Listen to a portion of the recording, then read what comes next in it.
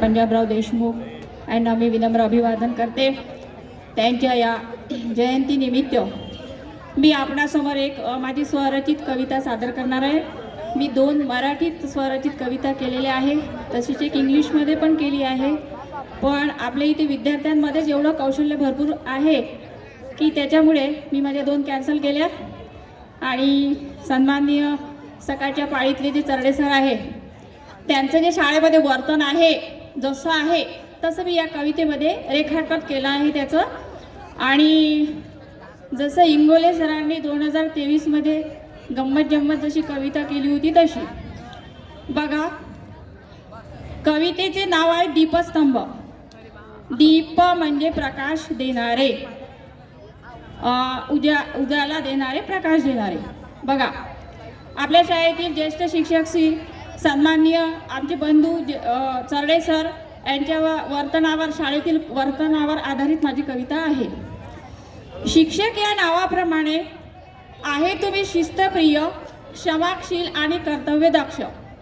शिक्षक या नावाप्रमाणे आहे तुम्ही शिस्तप्रिय, क्षमाशील, कर्तव्यदक्ष, म्हणूनच शाळेतील सर्व कामाकडे असते तुमचं सदैव लक्ष। म्हणूनच शाळेतील सर्व कामाकडे असते तुमचं सदैव लक्ष। यूट्यूब, व्हॉट्सअप आहे तुमचे मित्र। यूट्यूब, व्हॉट्सअप आहे तुमचे मित्र। त्यावर पाठवत असता तुम्ही शाळेच्या कार्यक्रमाचे चित्र। त्यावर पाठवत असता तुम्ही शाळेच्या कार्यक्रमाचे चित्र। गणितीय पाढ्यांचा आहे तुमच्याकडे संच। गणितीय पाढ्यांचा आहे तुमच्याकडे संच। भूमितीसारख्या विषयातून शिकवतात काटकोनाचा 90 अंश। भूमितीसारख्या विषयातून शिकवता काटकोनाचा 90 अंश।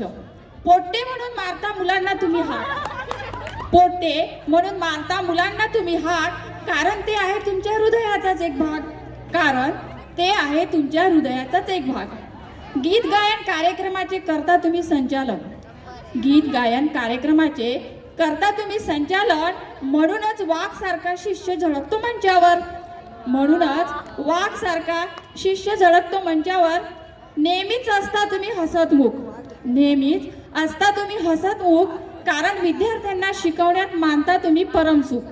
कारण विद्यार्थ्यांना शिकवण्यात मानता तुम्ही परमसुख।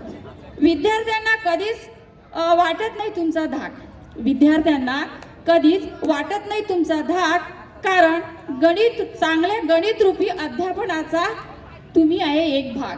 कारण चांगल्या गणित रूपी अध्यापनाचा तुम्ही आहे एक भाग। या सर्व सद्गुणांचा नाही तुम्हाला दंभ।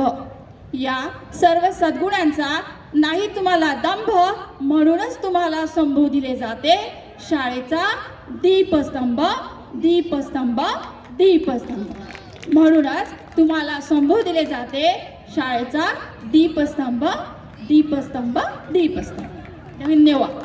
धन्यवाद मॅडम।